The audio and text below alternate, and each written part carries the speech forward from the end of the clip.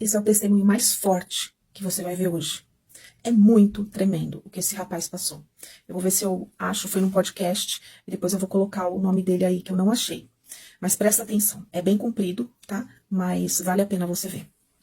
Ele diz assim, ó, que de um dia para o outro, de uma sexta-feira para um sábado, Deus trouxe um sonho para os pais dele. E ele diz assim, meus pais sonharam na mesma noite, cada um teve um sonho. Cada um teve um sonho com a mesma situação, né? Mesma finalidade. E ele diz que a mãe dele sonhou que ele estava em cima de uma maca com vários médicos ao redor. E eles discutiam o que ele tinha.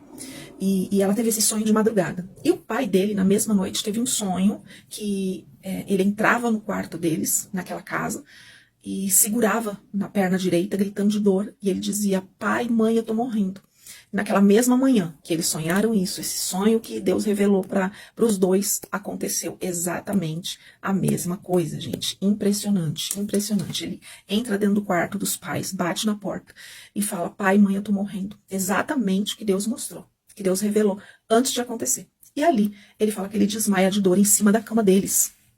E aquilo mudou tudo na vida dele. Ele diz que a vida dele ali naquele momento, assim, foi outra vida. Ele diz assim, meus pais me levaram para o primeiro hospital em Niterói, e eu chego no hospital e já tinha acordado, e eu estava gritando de dor. A dor seguia e não dava para conter. Não dava para conter, e ele gritava, tô morrendo, tô aguentando, nossa, eu não vou aguentar. Isso com 9 anos de idade, de um dia para o outro, do nada. Os médicos analisaram, né, aquela situação e falaram assim, ó, o filho de vocês vai ter que ficar internado aqui nesse hospital. E ali começou um processo na vida dele. E aí ele disse que ele não ficou um mês, ele não ficou 3 meses, ele não ficou um ano, ele ficou 2 anos da vida dele. 2 anos da minha vida, dos meus 9 aos meus 11 anos, dizia ele, internado dentro de um quarto de um hospital, olhando para o teto. Um teto de parede branca. Gente, terrível. Numa circunstância estável, não numa circunstância estável, mas numa circunstância de morre ou não morre. Em gritos de dor. Mas assim, o que é que tinha de fato, né? Quando eles começaram a investigar, eles descobriram que ele tinha nascido com uma malformação na medula. Ou seja, quando a medula estava sendo gerada no ventre da mãe, aquela parte do corpo dele, ela nasceu como se fosse um nó, dado um nó. E em vez dela nascer reta, ela nasceu como um nozinho. E formaram ali aneurismas. Aí ele diz, então eu cresci, do meu nascimento até os meus 9 anos de idade, eu tinha uma bomba dentro da minha coluna, e eu não sabia. E com 9 anos de idade, de um dia para o outro, eu tive 6 derrames na minha medula. A medula, ela é o órgão do corpo que envia as informações de dor para o cérebro, né? Então, como a minha medula, ela tava assim, daquele jeito, ela foi atingida, né? Tava em pane. Os médicos falam que é como se você pegasse um quadro de energia e jogasse dentro de uma banheira. Então, logo na primeira semana no hospital, logo nos primeiros dias, naquela dor que eu tava sentindo, porque a medula, ela tava mandando informações de dor o tempo inteiro pro cérebro. Aí ele disse que então eu tive que assim, ficar à base de morfina, porque não conseguia mesmo aguentar, era insuportável. Então, quando ele estava naquela situação, na primeira semana, uma das primeiras coisas que afetou, ele tinha dor na perna, né? As pernas paralisaram, e aí ele disse que ele perdeu o total controle das pernas. Eu não sentia mais as pernas. Eu virei tetraplégico, porque na verdade as pernas paralisaram. E logo depois veio o tórax, do pescoço para baixo. Tudo paralisou, menos os braços. Então ele dizia assim, meu pescoço, porque a medula começa aqui atrás, né, ela enrijeceu, é como se ele tivesse colado nas costas, o pescoço colou nas costas. As outras 2 coisas que paralisaram além do corpo foi a bexiga e foi um dos primeiros órgãos afetados. Então ele falou que ele tinha que fazer sonda e criança ter que fazer 5 vezes todo dia é uma tortura. Ele dizia que era uma tortura. E aí depois de um tempo ele teve um negócio que chama bexigoma, que basicamente o médico, na verdade, teve que colocar um catéter. Não dava mais para fazer sonda. E o outro órgão que falhou logo em seguida foi o intestino. A única coisa que ele conseguia comer era chuchu e o resto era tubo, era sonda. Então, assim, ele estava com esses órgãos paralisados e nesse estado, né? E o pai dele era um executivo de uma empresa. Ele liderava ali no Rio de Janeiro 1.500 funcionários. Então, ele fala assim, isso para você entender até um ponto de vista financeiro, de qualidade de vida, a gente tinha tudo, ele falava. Tudo que uma pessoa queria ter. Tinha muito dinheiro. Coisas, assim, da terra que alguém quisesse comprar, a gente comprava, né? Só que coisas da terra são limitadas. As coisas da terra não conseguem satisfazer coisas que só Deus pode satisfazer. E o dinheiro, principalmente. Ele é finito. Ele é limitado. Chega um ponto na nossa vida que é só Deus. A nossa vida virou de cabeça para baixo. Nós estávamos num estado que não era o nosso estado de origem. Então, nós não tínhamos família naquele estado. E eu tinha 2 irmãos mais novos que literalmente eles viveram assim, sendo cuidados pelo nosso vizinho de prédio.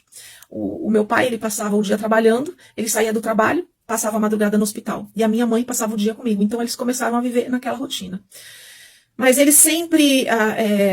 em oração, né? Meus pais, enquanto tudo isso acontecia, eles subiam um monte, minha mãe subia um monte, ela dormia 3 dias em cima do monte em oração, orando pela minha vida, pela minha cura, né? Porque Deus, ele não trabalha pela metade. Deus não trabalha como a gente quer, ele faz perfeito, ele faz na hora certa. E aí 2 mulheres entraram no quarto para orar. E ele diz assim, pode orar, não, né? Porque crente quando tá, qualquer pessoa, né? Quando tá no desespero da doença, assim, quer que ora, né? Aí elas oraram e ele disse assim, eu posso fazer uma oração? E ele disse assim, pai, se o senhor quiser me curar, se o senhor me levar desse hospital, eu dedico, assim, se o senhor me tirar desse hospital, eu dedico a minha vida, eu dedico a minha adolescência. E ele falava exatamente isso, a minha juventude, a minha vida a pregar o teu evangelho. Eu não vou ter vergonha do teu nome, eu vou aonde o senhor quiser que eu vá, eu vou entre as nações da terra declarando o teu poder de cura. E depois daquela oração, eu orei, né, que ele tinha poder. E o que aconteceu? Nada. Simplesmente nada. O médico disse assim, olha, nós vamos fazer 10 cirurgias no teu filho, são 15 horas de cirurgia. Na época, cada cirurgia era 100 mil reais. E nós não fazemos pelo plano de saúde, tem que ser cash, particular, tem que ser particular. Aí ele disse o seguinte, e a cirurgia é longa, tá? É cara, mas a cirurgia não é para curar teu filho, não.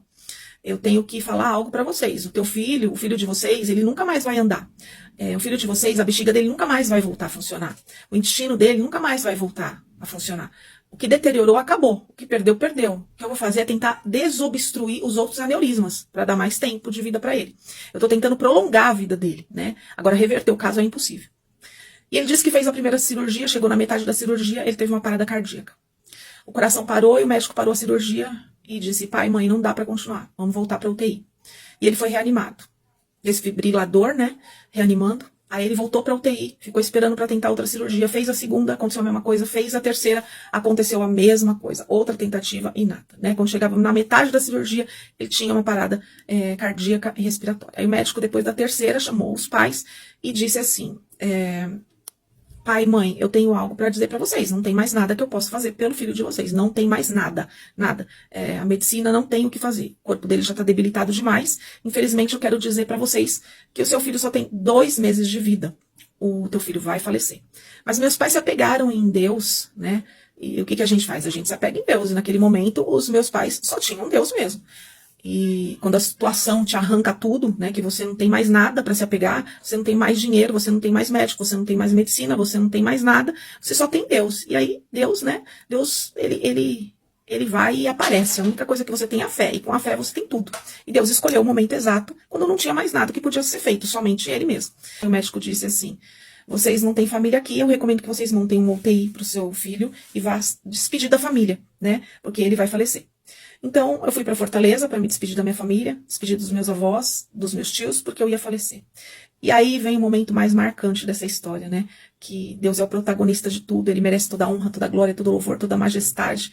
E realmente, né? Eu estava no quarto da UTI em casa, e eu acordo um sábado de manhã, e nesse dia específico minha mãe sempre dormia perto de mim, naquele mesmo quarto, e tinha que cuidar de mim, né? Tal, mas nesse dia ela adormeceu no outro apartamento que tinha do meu tio, que era do lado. Tava toda a família meio que reunida ali, e aí ela basicamente dormiu, e eu dormi sozinho. Mas era um propósito de Deus, né? Eu não dormia sozinho. Eu acordava várias vezes na noite com muita dor, né? Eu dormia 40 minutos e acordava. E eu lembro que nessa noite eu já dormi mais tempo que o normal. Eu dormi umas 2, 3 horas em seguida. Aí eu acordei de manhã, e quando eu abri meus olhos, eu me lembro que eu senti algo que eu nunca senti na minha vida. Eu abri meus olhos e eu senti meu coração pegando fogo dentro de mim. Tinha um fogo dentro do meu coração. E eu me lembro que o primeiro pensamento que veio na minha mente foi, Deus tá aqui, né? Com 11 anos de idade, beira da morte, foi Deus. Deus tá aqui. Ele tá aqui, e quando eu senti aquele fogo, eu sabia que era ele. Eu lembro que as janelas do quarto estavam fechadas, mas é como se, sabe quando, assim, eu lembro como se fosse uma fumaça entrando no quarto. Eu senti uma presença de Deus, algo diferente, e ele veio. E antes que eu pudesse fazer qualquer coisa, antes que eu pudesse falar, antes que eu pudesse reagir, Deus bradou dentro de mim, ele falou como a Bíblia diz, como a voz de muitas águas, você não tem como se confundir. Ele falou, e quando ele falou, ele gritou dentro de mim, ele disse assim, filho, e eu ouvi a voz de Deus, e ele disse assim, levanta e anda. Foi o que Deus falou para mim, em cima daquela maca, e eu ouvi aquela voz de Deus, e eu disse assim para Deus, eu comecei a falar com ele, né, que esse é o maior milagre, falar com Deus, e eu disse, Deus, como é que eu vou andar se eu não movo as minhas pernas? Aí Deus só repetiu, só que mais alto dentro de mim, porque quando ele fala dentro, é uma área que só ele tem acesso, né? Qualquer pessoa fala no teu ouvido, um amigo, a sua esposa, teu esposo, mas dentro do teu espírito, no profundo, só Deus. E ele grita dentro de mim, ele repete, filho, levanta e anda. Gente, tratamento médico, dinheiro, mas Deus escolheu fazer e se manifestar. E eu me lembro que eu só movia minhas mãos, né? Só movia os braços. Eu peguei uma perna, aí que vem a fé, né? Porque quando Deus falou comigo, eu não queria mais que eu podia andar, eu queria que eu podia voar. E eu peguei a minha perna, direcionada pelo Senhor, eu peguei uma perna e fui me arrastando para a borda da cama. Eu fui me arrastando para a borda da cama, coloquei uma perna para fora, eu peguei a outra perna, coloquei para fora da cama. Eu não podia dobrar a coluna, eu fui dobrando a coluna para poder sentar na cama. E isso, lágrimas de dor, assim mesmo, milagre real. Isso com dor, só que eu tinha uma palavra de Deus. E na minha frente tinha a porta de guarda-roupa. E eu estava sozinha. E eu ouvindo a voz de Deus. Levanta e anda com dor, filho, anda. E eu peguei as minhas mãos e eu empurrei. Eu me empurrei da cama. E minhas perninhas já estavam finas, né? Os meus pés com a pele descascada. Mas quando a sola dos meus pés tocou no chão, naquela hora que eu empurrei, que eu me empurrei daquela cama, imediatamente Deus começou a curar as minhas pernas. Glória a Deus. Imediatamente eu comecei a sentir as minhas pernas. Os meus músculos e o meu corpo, não tem como eu mostrar para vocês, ele dizia. Mas o meu corpo, as minhas pernas estavam assim tremendo muito, porque o corpo naturalmente, ele queria desabar, né? Só que o que Deus estava fazendo não era natural, era sobrenatural. E aí ele começou, aquele fogo, né? Com aquele fogo que estava no meu coração, ele começou a espalhar nas minhas pernas. Ele foi estendendo e Deus, as minhas pernas que estavam tremendo, Deus disse assim, dá um passo. Eu me segurei na porta do guarda-roupa e eu estava tudo torto ainda. E Deus dizia, dá outro passo. Eu com as pernas tremendo, só com a fé. Tinha ido para trás, só a fé sobrou, né? E eu me segurei, eu dei um passo, e quando eu dei um passo, ele firmou mais as minhas pernas, e à medida que eu andava naquele apartamento, eu fui dando passos, devagar, ainda todo torto, todo cheio de dor, mas eu fui dando os passos, e Deus foi curando as minhas pernas, curando da maneira dele, né?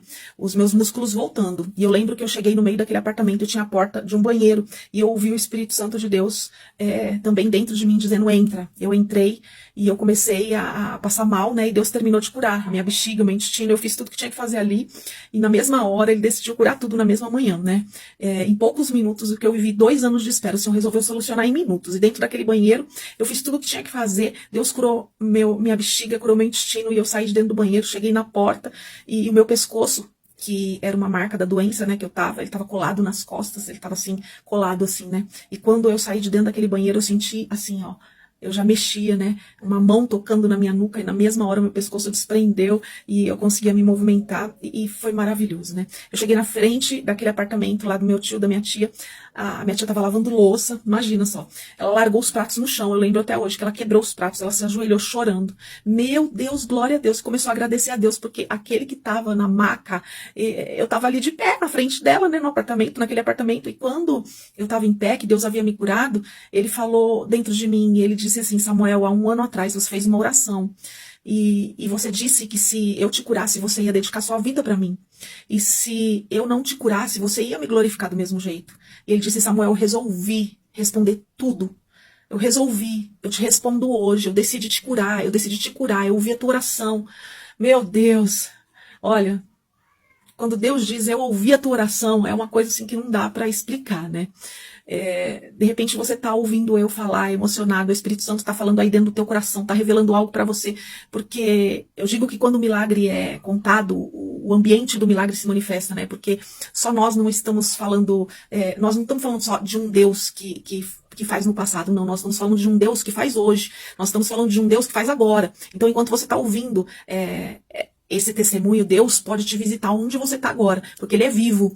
E eu quero falar para você que você pode estar sentindo aí na sua casa a presença de Deus, o toque de Deus nessa situação que você está vivendo, que você possa ouvir a voz do Espírito Santo, ouvir a voz do Senhor, que você possa estar sensível à voz dele. Eu quero declarar na tua vida que nada é impossível para aquele que crê no Senhor, nada é impossível. E aquilo que você tem chorado, que você tem tido tristeza, que tem sido tristeza para você, qualquer situação, eu quero dizer que vai ser o maior testemunho da tua vitória, vai ser a maior vitória que você vai ter na tua vida para contar.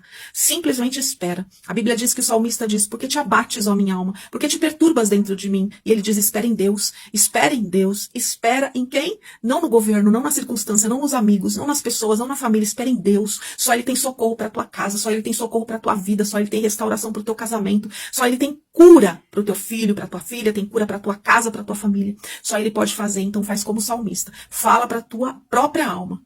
Ele estava pregando para a sua própria alma. E ele estava dizendo para a alma dele: espera em Deus, porque o mesmo que fez ontem é o mesmo Deus que faz hoje. E é o mesmo Deus que fará amanhã. E eu profetizo um grande milagre, uma grande bênção de Deus, um grande motivo de festa da parte do Senhor na tua casa, no teu lar. Quando você que você seja edificado por esse testemunho de cura do Senhor, do Deus do impossível, que esse poder alcance a tua casa, a tua família, onde você colocar a planta dos teus pés. Que a presença do Senhor te acompanhe. E essa voz de muitas águas que foi narrada aqui possa falar no teu coração, nesse momento, agora, em nome do Senhor Jesus Cristo. Recebe.